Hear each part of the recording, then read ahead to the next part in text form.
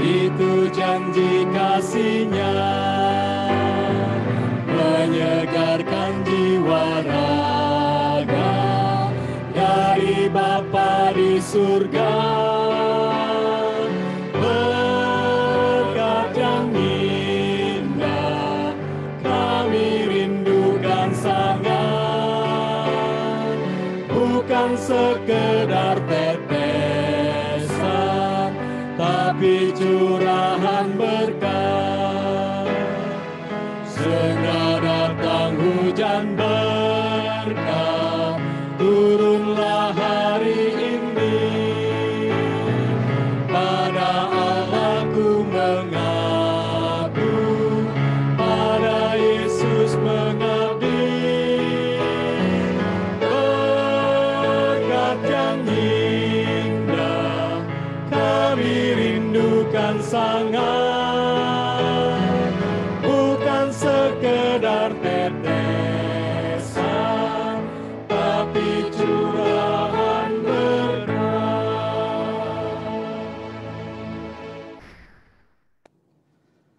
Selamat malam saudara-saudara yang diberkati Tuhan dimanapun saudara berada.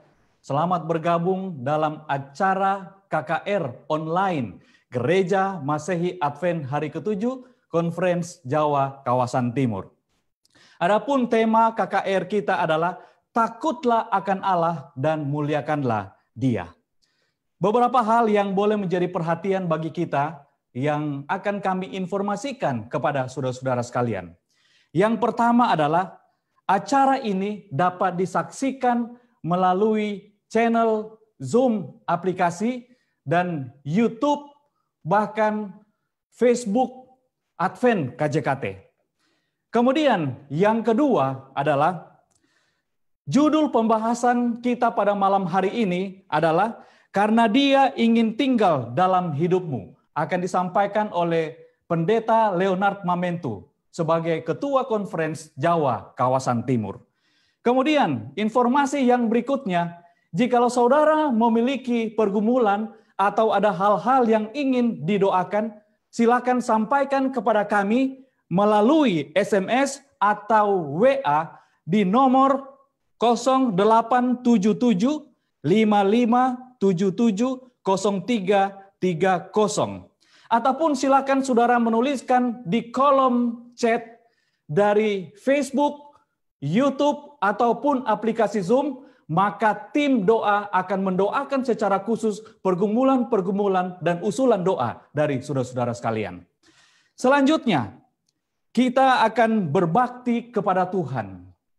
Kita akan memuji Tuhan dan kita akan mengikuti pembahasan firman Tuhan, lagu pujian yang boleh mengangkat iman kita kepada Tuhan.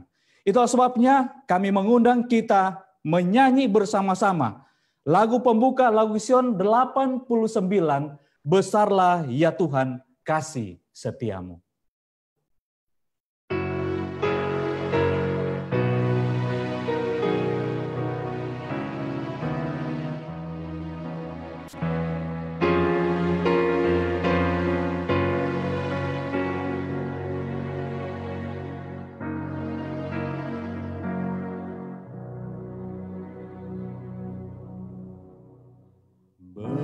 Besarlah ya Tuhan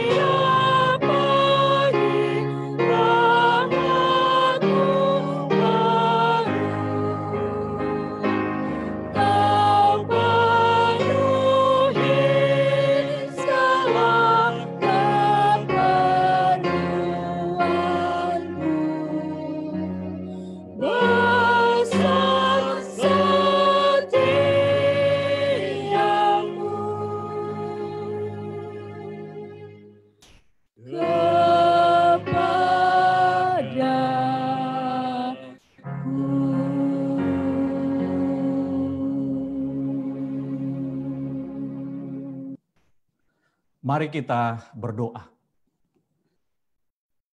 Ya Tuhan Allah pencipta, penebus dan juga pemelihara hidup kami, Allah Maha Besar. Kami datang kepada Tuhan memohon tuntunan Roh Kudus-Mu menjadi bahagian kami di saat kami datang untuk berbakti dan menyembah Tuhan. Bahkan berdoa secara khusus untuk Pendeta Leonard Mamento yang akan menyampaikan sabda Tuhan. Roh Kudus Tuhan menuntunnya, dan hamba Tuhan ini boleh menjadi saluran berkat sorga, saluran berkat rohani bagi kami semua pada malam hari ini. Pimpin acara ini, dalam nama Yesus Kristus kami berdoa. Amin. Kita akan mengikuti sebuah lagu pujian yang boleh menjadi berkat bagi kita yang akan disampaikan oleh The Messengers. Kami persilakan.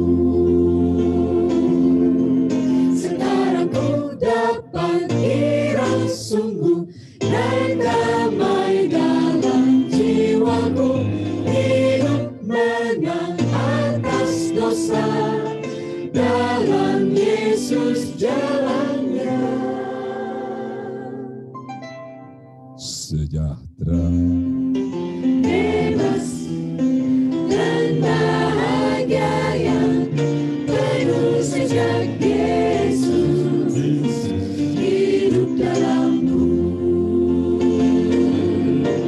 Sejak Yesus hidup dalamku. Sejak Yesus hidup dalamku.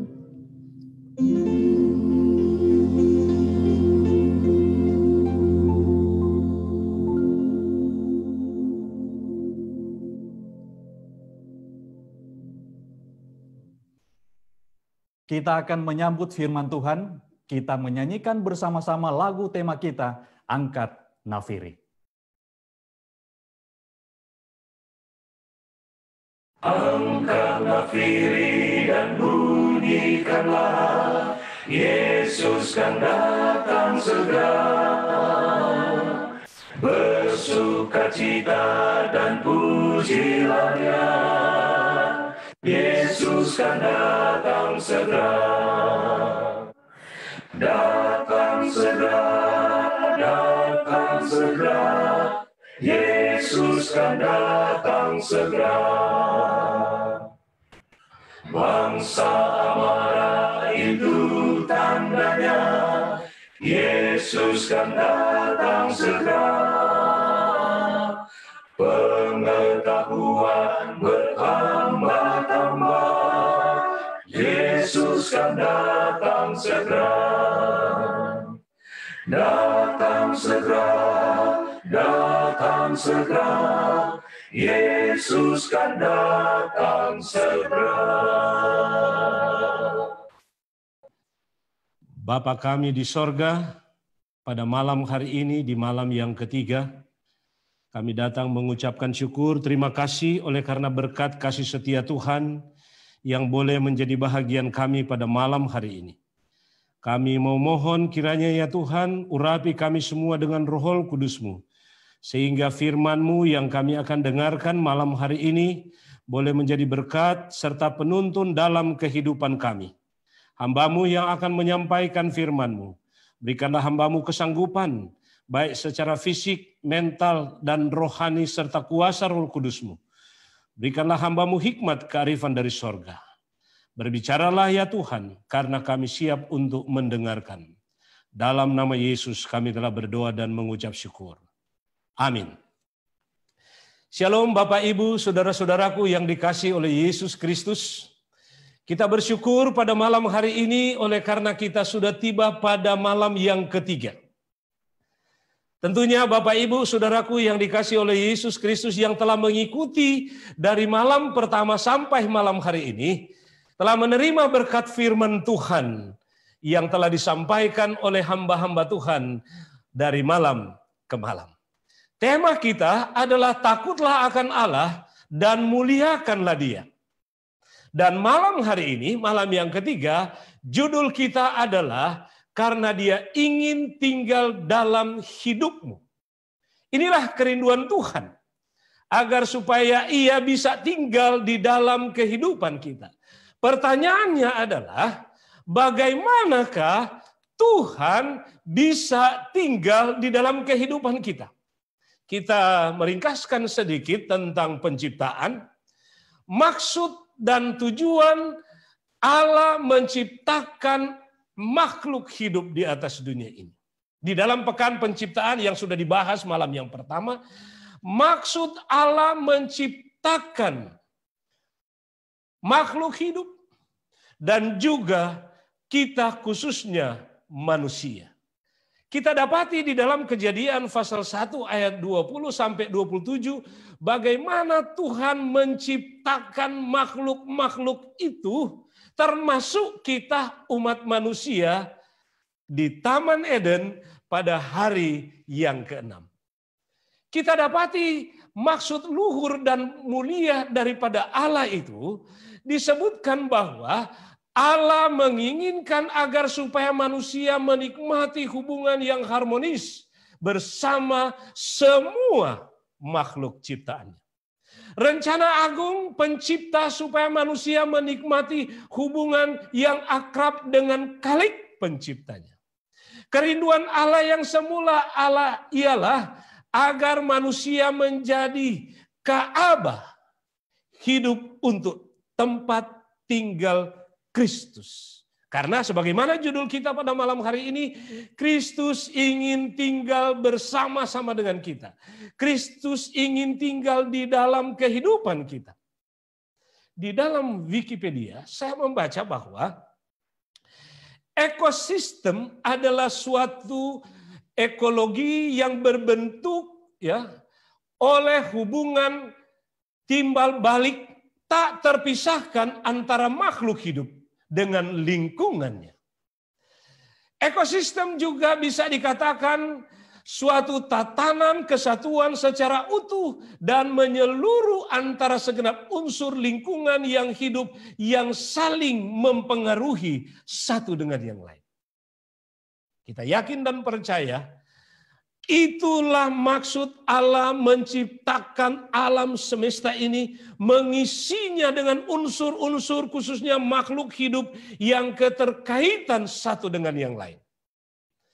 Berbicara bahwa Allah ingin tinggal di dalam hidup kita. Bagaimana caranya?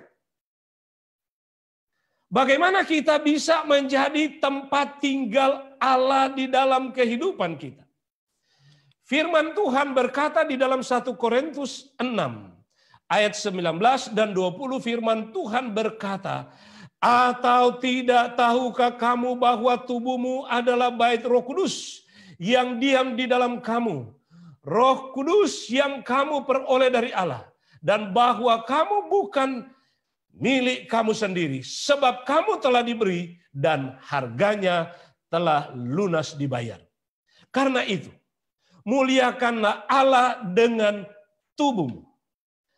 Allah menghendaki, Allah mengharapkan agar supaya ada sinergi antara Allah dan kita sebagai ciptaannya, karena kita ini adalah kahaba Allah, maka kita dapat menyembah Allah di dalam roh dan kebenaran.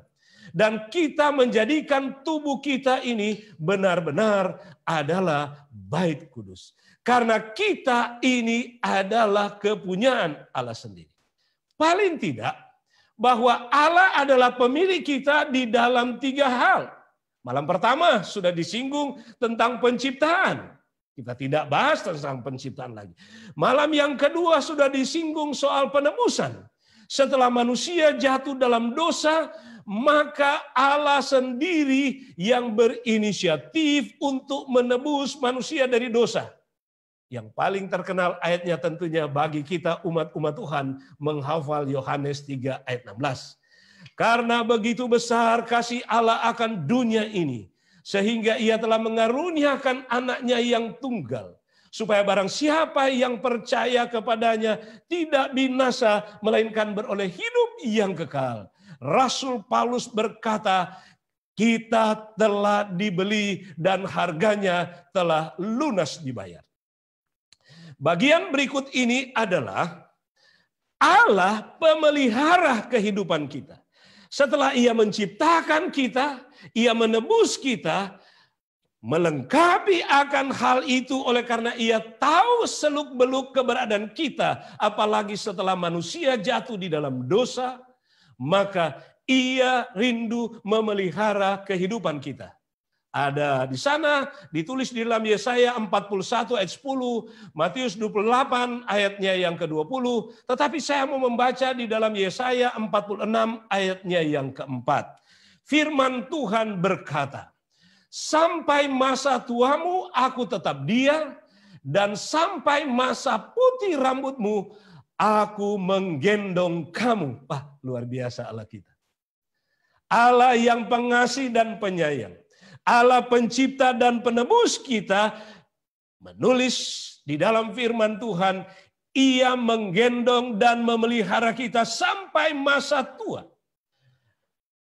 Aku telah melakukannya dan mau menanggung kamu terus. Allah mau memikul kamu dan menyelamatkan kamu. Dalam arti kata, keutuhan atau seutuhnya Allah itu adalah Khalik pencipta. Dan kita ini adalah miliknya. Rasul Paulus berkata di dalam Roma 14 ayatnya yang ke-8, sebab jika kita hidup untuk Tuhan. Dan jika kita mati untuk Tuhan. Jadi, baik hidup atau mati, kita adalah milik Tuhan. Oh Bapak, Ibu, Saudara yang diberkati oleh Tuhan. Malam hari ini ayat-ayat firman Tuhan menegaskan serta meneguhkan keyakinan kita di dalam Allah sebagai Khalik pencipta kita. Dan kita ini adalah umatnya. Oleh karena kerinduannya untuk tinggal bersama-sama dengan kita. Maka ia mengharapkan bahwa kita ini siap untuk menjadi bait Allah. Bagaimana caranya? Apa yang perlu kita lakukan sebagai umat yang percaya kepada Tuhan? Sungguh luar biasa Allah pencipta itu. Bahkan dikatakan ia memberikan aturan makan kepada kita. Di Eden, ya, di Taman Eden. Sesudah berdosa, lalu air bah, sesudah air bah, sampai kepada kita sampai saat ini Allah mengatur dengan sebaik-baiknya agar kita memiliki tubuh yang seimbang dan siap dijadikan sebagai bait Allah itu sendiri. Di Taman Eden, ya, di Taman Eden Allah telah memerintahkan kepada manusia yang pertama di dalam Kejadian pasal 1 ayat 29, berfirmanlah Allah, lihat aku memberikan kepadamu segala tumbuh-tumbuhan yang berbiji di seluruh bumi dan segala pohon-pohonan yang buahnya berbiji. Itulah akan menjadi makananmu. Jelas, tidak ada yang lain atau belum ada yang lain selain dari yang ditulis oleh firman Tuhan. Biji-bijian dan pohon yang buahnya berbiji. Itulah yang akan menjadi makananmu. Kehidupan yang melimpah dengan makanan yang bergizi, nutrisi yang lengkap yang disediakan oleh Allah kepada ciptaannya. Tetapi manusia jatuh ke dalam dosa yang berakibat mereka harus keluar dari Taman Eden. Mereka diusir dari Taman Eden. Tetapi jangan lupa, walaupun demikian, Allah tetap memelihara kehidupan mereka. Selain makanan di Taman Eden yang disediakan oleh Tuhan untuk dinikmati oleh manusia, maka setelah dosa Tuhan menambahkan di dalam Kejadian pasalnya yang ke-8, Kejadian pasal 3 ayat 18 berkata, tumbuh-tumbuhan di padang akan menjadi makananmu. Selain biji-bijian tadi, Tuhan menambahkan tumbuh-tumbuhan di padang. Kalau kita datang kepada zaman Nabi Nuh, dikatakan di dalam Kejadian pasal 6 ayat 18 dan 19, perintah Tuhan kepada Nuh. Kita baca ayatnya yang ke-19, dan dari segala yang hidup, dari segala makhluk, dari semuanya haruslah engkau bawa satu pasang ke dalam bahtera itu, supaya terpelihara hidupnya bersama-sama dengan engkau. Jantan dan betina harus kau bawa.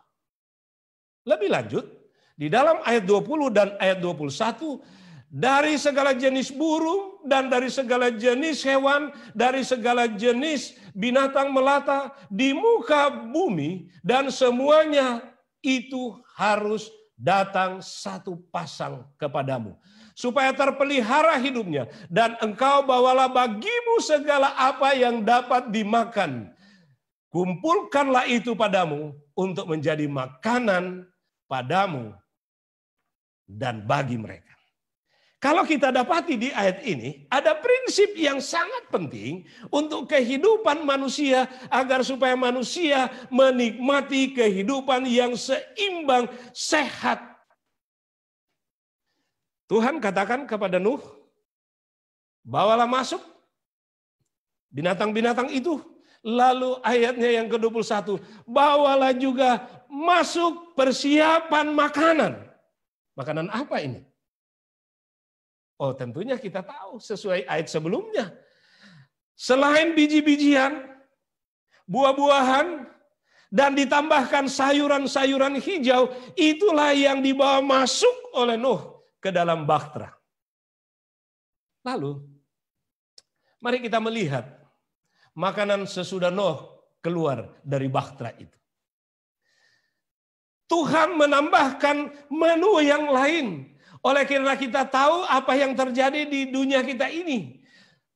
Tanaman semua dibinasakan oleh air bah. Sehingga di dalam Kejadian pasal 9 ayatnya yang ke-3 sampai 4 berkata, segala yang bergerak, yang hidup akan menjadi makananmu.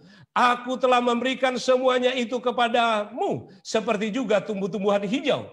Hanya daging yang masih ada nyawanya, yakni darahnya, janganlah kau makan.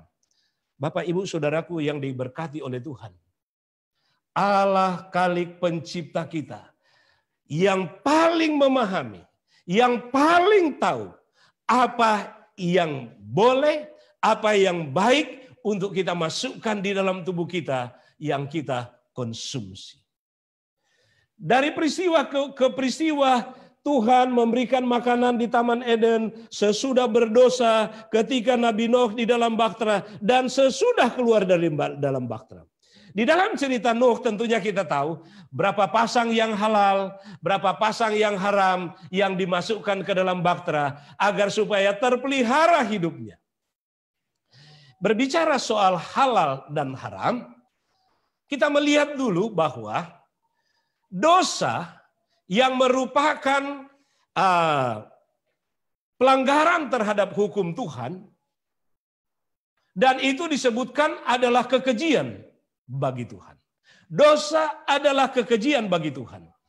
Lalu datang pada peristiwa Nuh, maka dialihkan kepada makanan baik haram atau halal.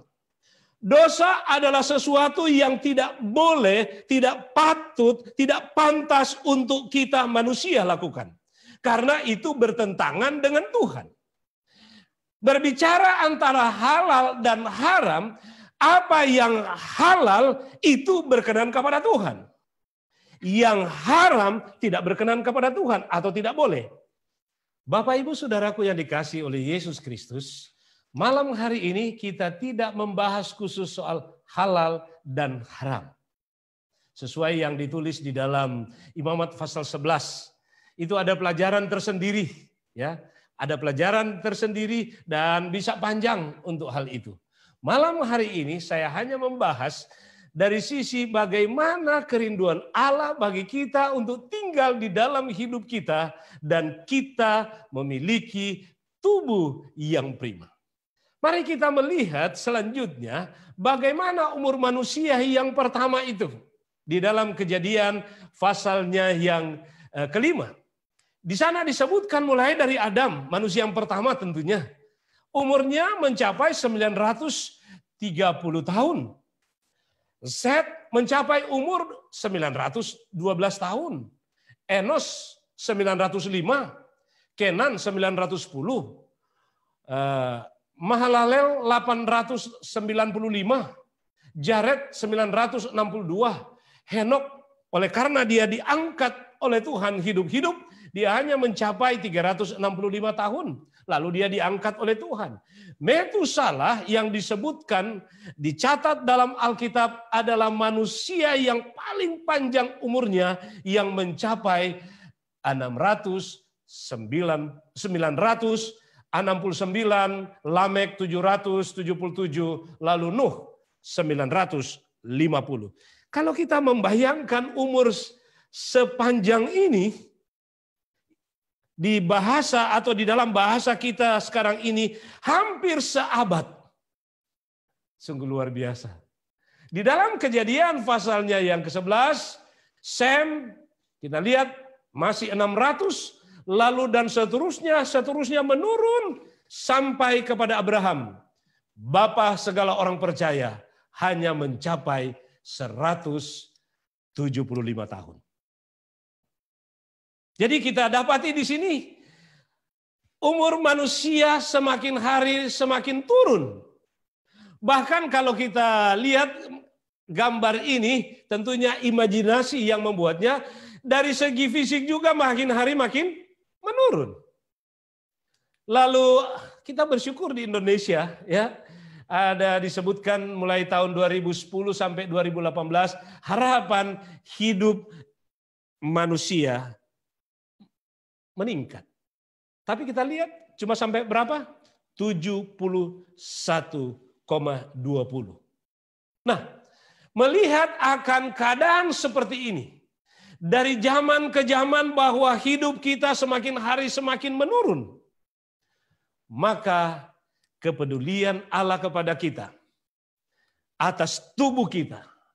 Ayat yang terkenal di dalam 3 Yohanes pasal 1 ayat 2, saya bacakan walaupun banyak di antara kita telah menghafalnya.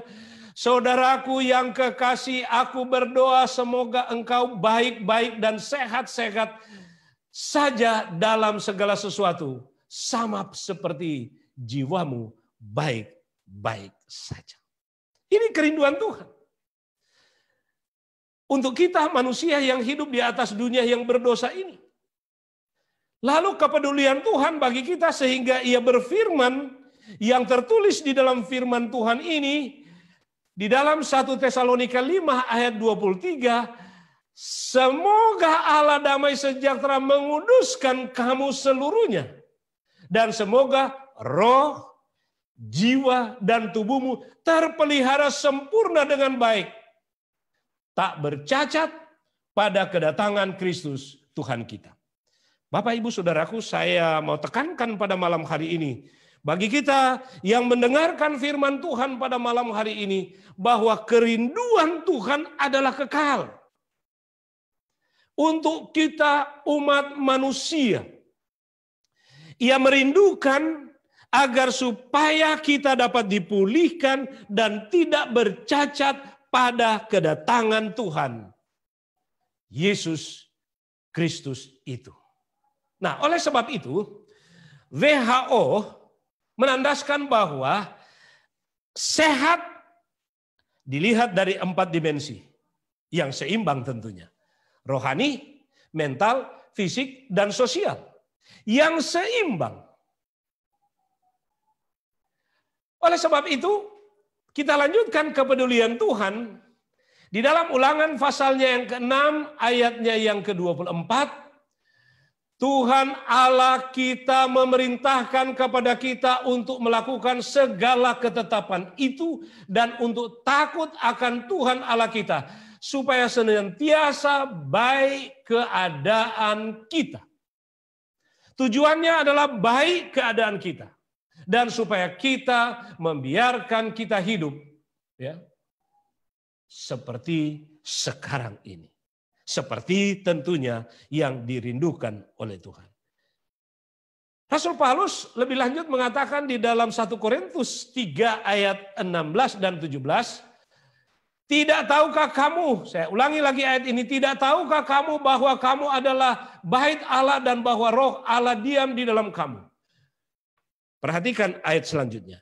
Jika ada orang yang membinasakan bait Allah, maka Allah akan membinasakan dia. Sebab bait Allah adalah kudus dan bait Allah itulah kamu. Ayat sebelumnya yang saya katakan, kerinduan Allah waktu Ia datang bahwa kita memiliki kehidupan yang tak bercacat.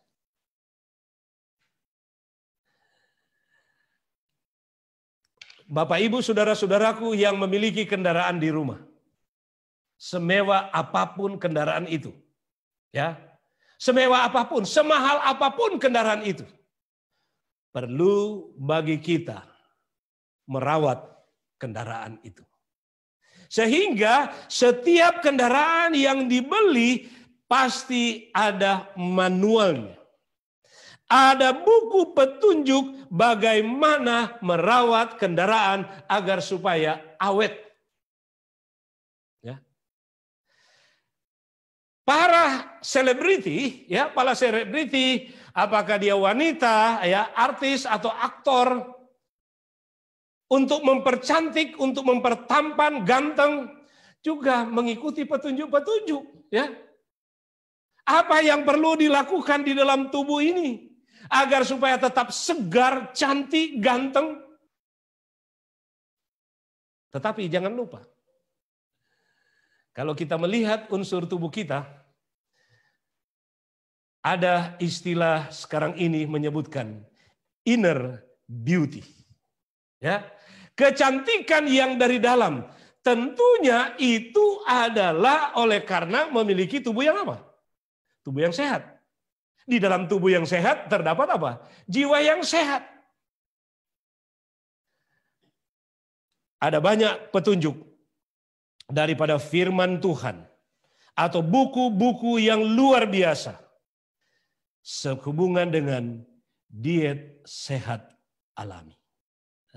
Saya bukan promosi buku, ya, tidak promosi buku, tetapi inilah buku-buku yang bisa kita gunakan, yang bisa kita baca dan dapatkan manfaat yang luar biasa. Di dalamnya kita dapatkan 8 obat alami atau yang terkenal disebut Newstar.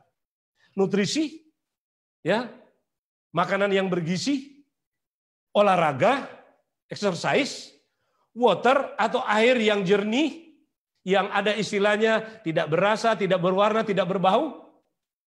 Ada sinar matahari, ada pertarakan atau pengendalian diri, ada udara, ada istirahat, dan yang terakhir adalah trust in God atau percaya Tuhan. 8 obat alami untuk kita mendapatkan tubuh yang prima, sehat alami. Kita bisa tambahkan segar dan luar biasa. Rasul Paulus berkata, oleh sebab itu, karena kita ini dikatakan bahwa Allah rindu untuk tinggal di dalam kehidupan kita. 1 Korintus pasal 10 ayat 31 berkata, aku menjawab, jika engkau makan, dan jika engkau minum, atau jika engkau melakukan sesuatu yang lain, apa kata Tuhan? Apa kata firman Tuhan? Lakukanlah semuanya itu untuk kemuliaan Allah. Jadi, Bapak Ibu, saudara-saudaraku yang dikasihi oleh Yesus Kristus, untuk segala sesuatu aspek kehidupan kita, apa yang kita makan, apa yang kita minum, atau melakukan sesuatu, ingat, semuanya itu kita lakukan untuk kemuliaan Allah. Mengapa? Ia adalah Allah kita. Dan kita ini adalah miliknya. Kita ini adalah umatnya. Kita muliakan Allah dengan tubuh kita. Nah, tidak mudah tentunya. Ya, tidak mudah tentunya untuk melakukan. Kita perlu melatih. Kita perlu membiasakan diri kita. Dengan istilah. Di dalam 1 Korintus pasal 6 ayat 27 bagian A, saya kasih dengan kalimat ini.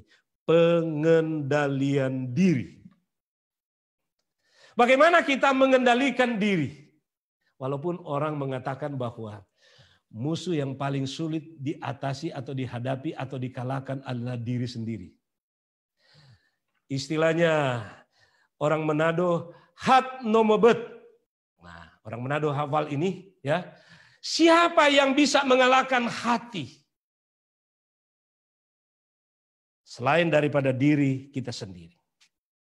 Ada petunjuk-petunjuk Alkitab untuk kesehatan kita. Kesehatan di sini tidak hanya kesehatan fisik. Seperti yang WHO katakan, 4 dimensi manusia itu sehat. Rohani, mental, fisik, dan sosial.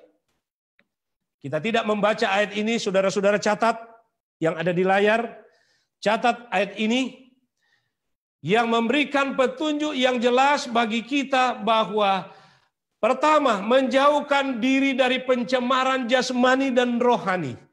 Ada ayatnya di sana. Kita perlu menyediakan prasarana kesehatan yang memadai. Saya beri warna tersendiri ini oleh karena lagi situasi saat ini. PSBB di mana-mana. Isolasi penyakit infeksi juga ditulis di dalam Alkitab. Bagaimana kita mengisolasi diri?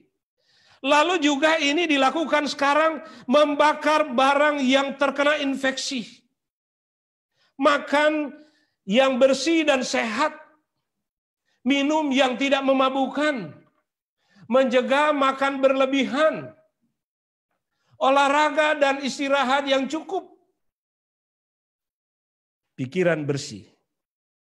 Hati yang gembira adalah obat yang manjur.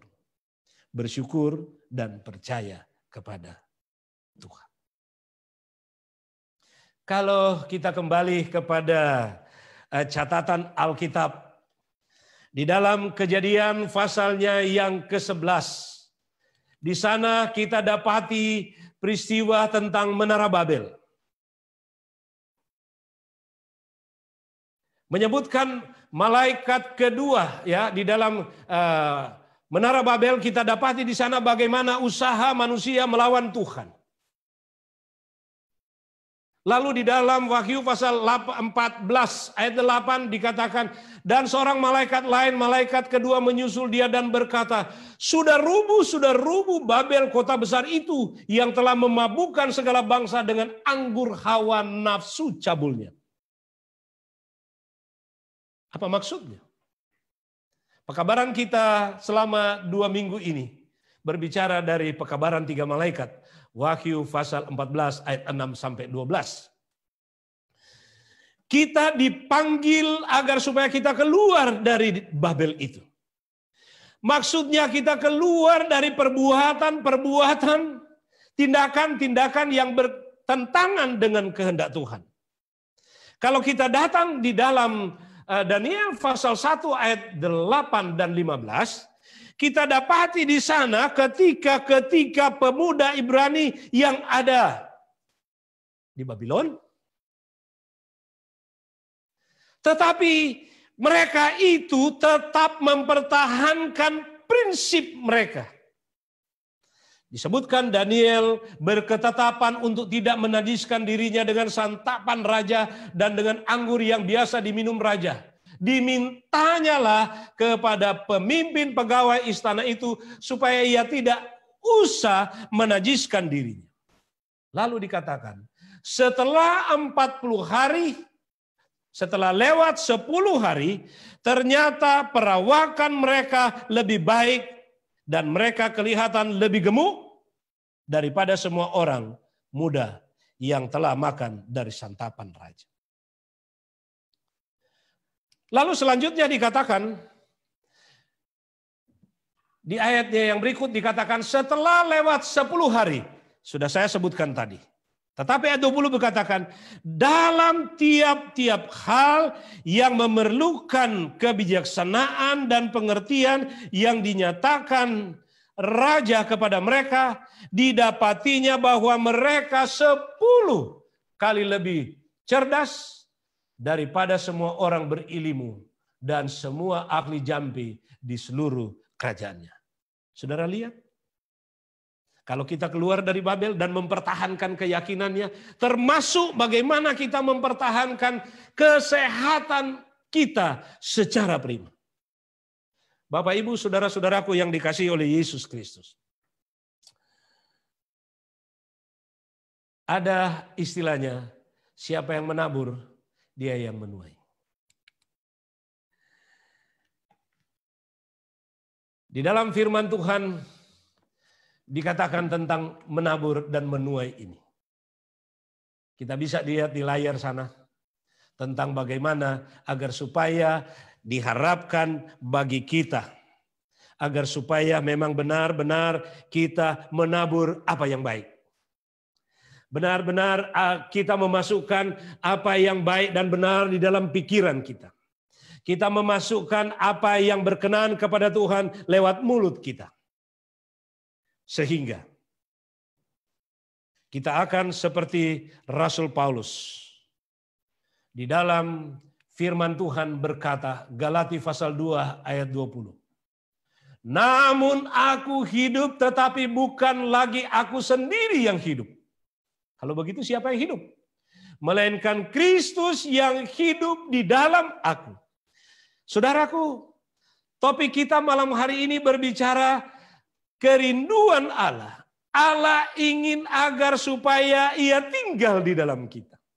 Dan Rasul Paulus berkomitmen untuk itu. Dan kita pun harus berkomitmen demikian. Di dalam menjalani kehidupan kita di akhir zaman ini yang tidak menentu. Jangan kita lupa. Berkomitmen seperti Rasul Paulus. Tentunya di dalamnya adalah bagaimana kita menjaga hidup kita ini tetap seimbang. Baik fisik, mental, rohani dan sosial. Sehingga kita disebutkan sehat. Mengapa? Karena Kristus tinggal di dalam kita. Ayat selanjutnya disebutkan oleh Paulus itu, apa yang ia hidupi di dalam daging saat ini adalah hidup di dalam Kristus. Karena, mengapa?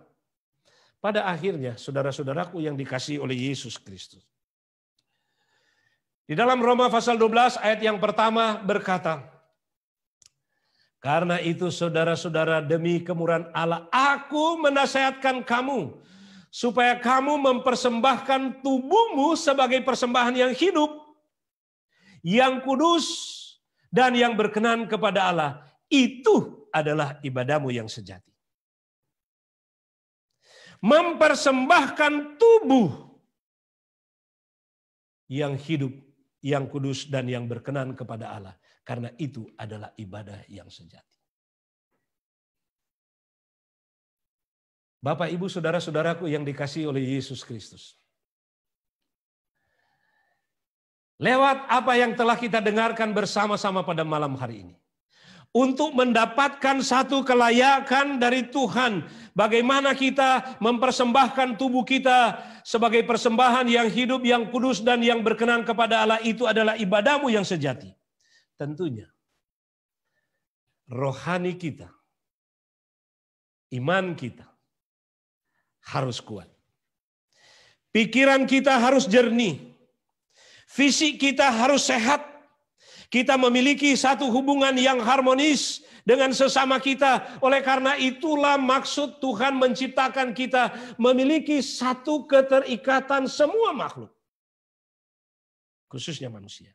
Teristimewa kita memiliki hubungan yang akrab dengan Tuhan.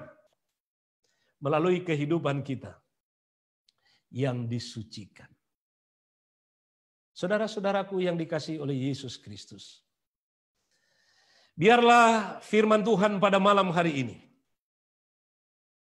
Sebagaimana tema kita, takutlah akan Allah dan muliakanlah Dia.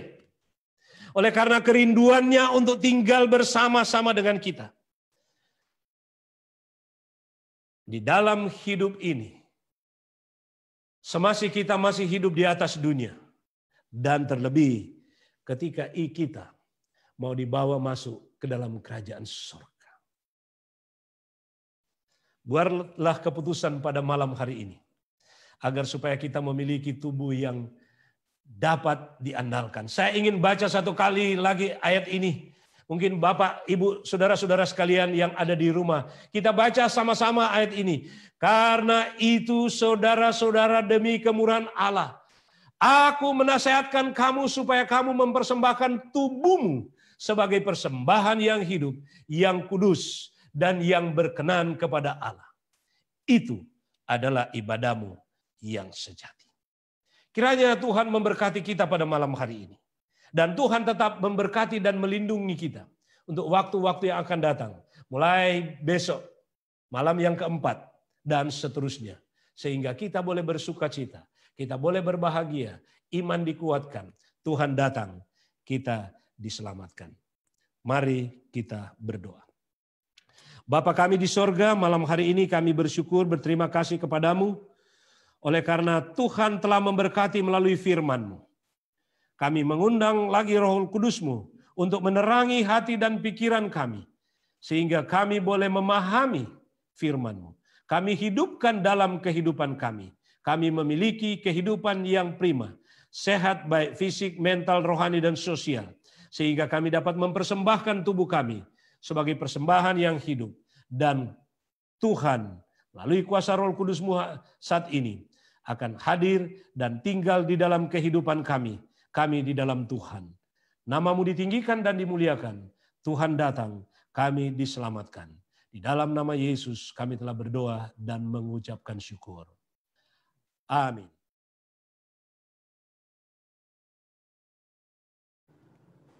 Acara kita pada malam hari ini telah selesai, namun ada beberapa informasi yang boleh menjadi perhatian bagi kita.